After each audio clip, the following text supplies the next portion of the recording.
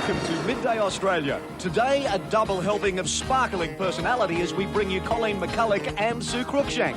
Paul Lockyer takes us buffalo hunting in Kakadu. Peter Howard with Springtime Tucker. We look at Australia's injustice to Timor. And live from the Opera House, John English with his new rock opera. And now, please welcome your host, Ray Martin. Of France, but think a little further to the ancient days of Greece and the story of the Trojan Wars. At the heart of the story is a love affair. Now that love affair and the Trojan War have been captured in music. To tell us about it, would you please welcome the men responsible, live right now, I think they're live, from Sydney Opera House, John English and David MacKay. Thank you. Welcome in, we are live, aren't we? Yeah. Testing. Yeah. John, it seems that you spoke to us either on camera or off camera many moons ago about writing this opera. How long has it been in the project? Oh, about eight and a half years now. The idea first came quite a long time ago when I was buffalo hunting in the Northern Territory. I just thought I'd throw that in for a bit of continuity, you know. No, it was... I remember my father reading it to me as a bedtime story. And... I also remember an Ultravox song called O Vienna that was about Vienna. And I got fed up with DJs not knowing not listening to lyrics. So I recorded a song with David, in fact, in about 1981 called O Paris, which was about the guy, Paris. And sure enough, I was up in Grafton one day, and he said, "Oh, this is a track off a new album, is it?" And we played it, and he went out and got a cup of coffee, came back and said, "What made you write a song about France?" It was great. It happened. And from then on, it just sort of snowballed. Now, just the idea that an English-born Aussie rock star writes a story about ancient history, apart from the fact your dad had told you the story, I mean, what was it? It's just a classic love story? Yeah, it's one of the best stories ever written. It's still around. There's still people know a lot about it, but they don't actually know the whole story. What started it and what finished it. The quotations are still around today. Beware of Greeks bearing gifts, and you know, place that launches 1,000 ships. I wonder what that was for a while. Now, David, we can expose the fact that you've produced records for John in the past, and really Cliff Richard, Billy Ocean, Cilla Black, etc., that the real talent in the music business is behind the scenes, not these blokes who stand up front. Obviously. Nice one, Ray. Thank you. Who told you that? So what's your role? You're working with John on music and songs? Yes, we started talking about it when we were doing the Some People album many years back, and the story really appealed to me, and musically there's lots of scope.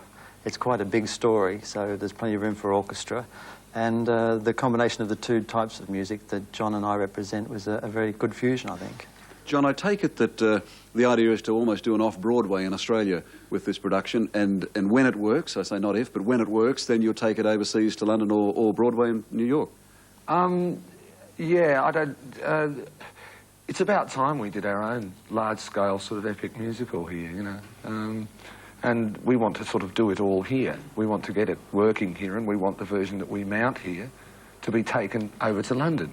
The same set, the same choreography, the same everything. We want to build it here. There's no reason why we can't. All right, just briefly then, the stars that you've got listed at the moment for the production? Oh, yeah, for the album, we've got John Parr, Harry Nilsson, Sheila Parker, John Waters, David Atkins. I might even sing a bit myself, right? John English, Dale Braithwaite, Yeah. Terence Donovan is involved. There's also talk of Barry Humphries and Eric Clapton. Well, we're not allowed to say that. I think they're called To Be Announced at the moment. To be announced. Yeah, that's them, yeah. Now, what's the idea? What you've announced today is, in fact, the album's going to come out. This is, has this been done before, the idea of actually releasing an album of a stage play and then later doing the stage play? Yeah, remember a show called Jesus Christ Superstar? Okay, all right, which launched you. But so the album comes out when? About February next year. And the stage play? About sometime around the year after. I'd say about the same time the year after. Obviously, depending on sort of how they raise the money and how they do this, that, and the other, and how they get it all together. But that's the general plan, yeah. But obviously, for something that you've worked on for so long, this isn't. It's become far more than a hobby. This is now an obsession. It's been an obsession. Anyone that sort of knows me, it's been an obsession for years and years and years. I just sort of get people in my room and ear bash them and play them stuff, you know, and they all sort of walk out terribly bemused and think, what a nice chap, why is he so mad? And that's how you get people to do it, you know, you just sort of say, you've got to do it, you've got to do it, man. Don't say no, you've got to do it. And finally they're all here, standing up the back, having a drink. And how did you get Harry Nilsson? It's a friend of Dave's. Dave rang up, asked him, played him the demos, and he said, yeah. Great, just terrific. Well, with a cast like that, plus, in fact, you two guys involved, it's hard to imagine. Thanks as always for talking Thanks, to us. Ray. Brilliant, mate. There you have it, a brand new rock opera. That's Australia's very own. Our thanks to John and David. Now, for the first time in Australia, John Parr, who plays Paris, the character Paris, and Sheila Parker, who plays Helen, sing for us the lovely ballad, For Better or Worse. Would you please welcome John Parr and Sheila Parker.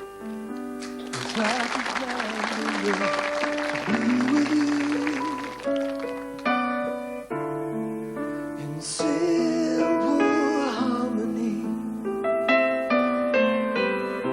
a simple life to lead, cause no pain, some secret island with no name. If we were born 2,000 years from now,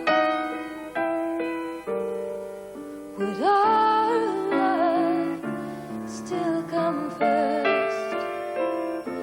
And would you find your own way by my side? Would you still love me for better or worse? For better or worse?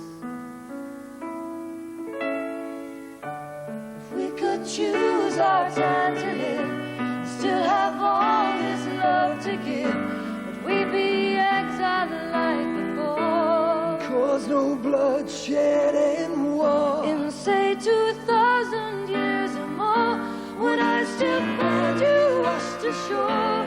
I'd find you in a way. I wonder, would we still come from poles apart and somehow share a common heart that breaks the bounds of common law? Somehow breaks down every door. Silent accusations cease, would we be spared the widow's grief? I love you in a way. No matter what they say, that no more obstacles will stand before our happiness.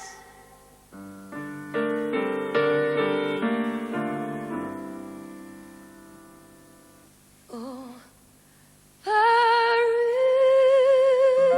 Just simply smiling, will it say, always be you're this mine, way? I'm yours. Just hold me for a while. Try to make each moment last forever. Damn the gods, damn their tragic curse.